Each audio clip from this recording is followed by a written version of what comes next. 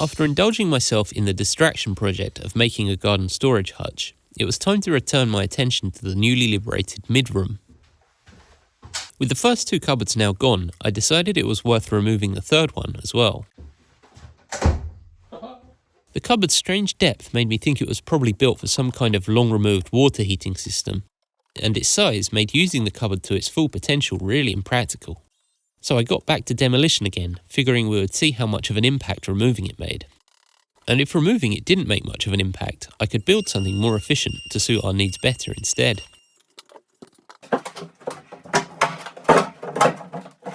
This cupboard wasn't quite as easy to take apart as the first two.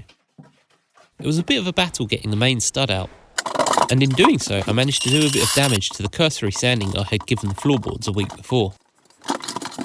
I got it removed though, exposing this solid brick column that I thought at first was a disused chimney breast, but in hindsight appears to be the main central column that holds the entire house up. Best not to try and demolish that then. One of the first closets had this power cable running up inside it. The cable went to a pair of sockets in the attic, which I had been using to provide light up there, so I didn't really want to get rid of the cable. As impressed with myself as I was that I'd managed to dismantle all of the closets around it while leaving the cable intact, we couldn't really leave it in the middle of the room. So I got my neighbour, a newly qualified electrician, Oscar, to come by with a wall chaser, and he helped me reroute the cable, adding a new socket to the newly liberated side of the midroom as well. With the cable safely rerouted, it was time to fill in all the holes in the walls left behind from all this demolition. It took a lot more filler than I expected, and after a couple of days of drying, I gave it a first pass at sanding, which showed me a load of spots I had missed or underfilled.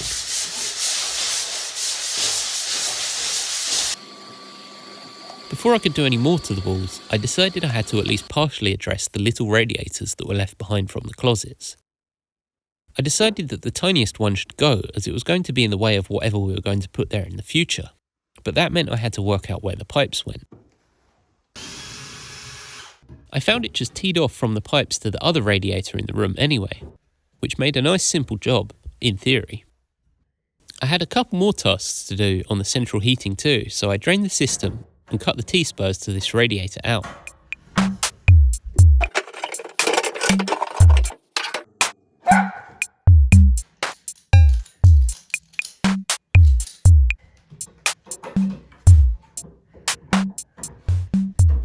I used Yorkshire fittings to put it all back together, which I'd never tried before. My friend gave me some good advice, including getting a bigger blowtorch. So I did, and all the fittings ended up going really well. Then while I was under the floorboards, I also removed some even older pipework that was going from and to nothing, and some cables meant for the thermostat that I decommissioned a couple of years ago myself. With the plumbing wrapped up, I could turn my attention back to the floorboards and patch in some of the holes from the various decommissioned plumbing works. I gave it some thought and decided the best answer would be to just scarf in some new patches of wood, for which I learned the term for the patches is Dutchmen. I used some more of the scrap shelving slats, as some of the timber for that was also at least somewhat old and orange. More so than buying new timber for the job would be anyway. I made a quick jig with a 10-degree angle that matched the angle I cut on the Dutchman. Then I could sand the patches down to fit and glue them in. I wasn't sure if doing so was a fool's errand, but while I had these floorboards in the workshop, I popped some filler into some of the more questionable cut marks that Bob had left behind. All this patching went way better and way faster than I expected, and soon it was all ready to be returned to the midroom. With the floors all patched up, I took another day with Lily out of the house to finish sanding back the rest of the boards in the hallway. Even with all the sanding and filling and patching, they're still not the most attractive of floorboards, but we both kind of like how they look, and it's easier than making a decision about the entire floor in there for now. The next thing I had to do was move the ceiling light now the room had been liberated. Gladly, the wiring for this could be accessed from the attic, which made the project only slightly easier. That'll be it.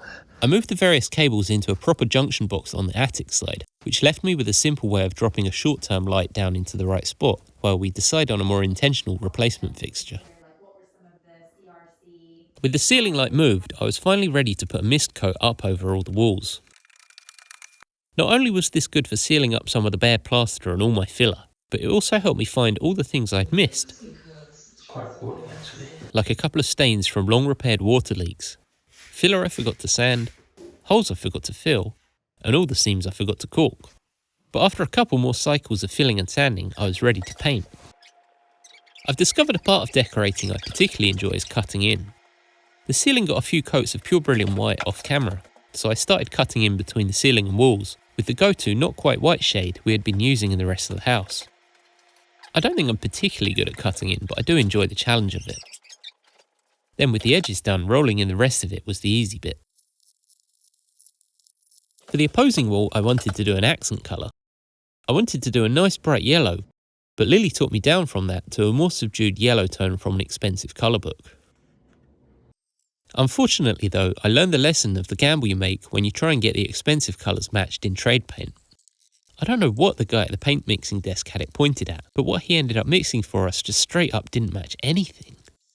Oh. I wouldn't even know what to call this colour. It doesn't look yellow at all. Nope. It's like a slightly green beige, a long way from the yellow I originally wanted. It still looks good in the way that any freshly painted wall does, but I think I'm going to wait to reconsider the colour until we've finished fitting out the rest of the room. I was just a bit fed up with the room being a construction zone at this point, so I indulged myself in putting some of my artwork back on the walls in the meantime.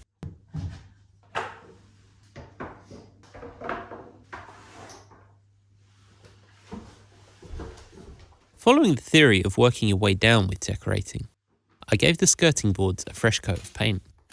I also patched in some of the gaps in the boards, doing a job I thought was really the wrong way of doing it, so I did it off camera. But I was pleasantly surprised at how well they turned out when it was done. And with that taken care of, I returned my attention to the floorboards. I had decided that while the filler I had put into some of the spots in the boards looked better than it did before, it still stood out in a different way. I figured I didn't have much to lose by just using a couple of judiciously chosen coloured pencils on the filler to blend it in a bit. This worked way better than I expected. Some of the spots you can't even notice at all anymore, which really surprised me. Because these floorboards were anywhere between 40 and 110 years old, I was really worried about how orange they were. There's a time and a place for Alpine architecture, but for this room we wanted it to feel a bit more Scandinavia than Bavaria. So instead of risking that they turned really deep caramel when finished, like our pine staircase did when I restored that, I decided to give it all a very light whitewashing. Just like sanding the floors, it was another classic of the process of creativity, where you start out thinking something is a good idea, then when you start actioning it, it begins looking like a really terrible idea. Gladly, it turned out like many other creative pursuits do, and after a few coats of varnish, it all just looks like slightly lighter wood, as I hoped it would. I think I put way more effort into this floor than it warrants. It's not like it's particularly nice wood in the first place, and it's all full of splits, poorly spaced, and even more poorly chopped up for historical access. I could have kept going back over it and filling it forever, and still wouldn't have ended up with the nicest floor. But the floors are where the personality lives, and Lily has bought us a nice rug to take up a lot of the space anyway, so I had to draw the line somewhere. It is nice, though, to have got the room to this stage.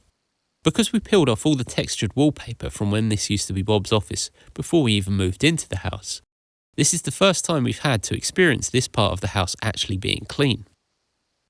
There's still so much to do though. Next will probably be rebuilding the storage closet in the corner.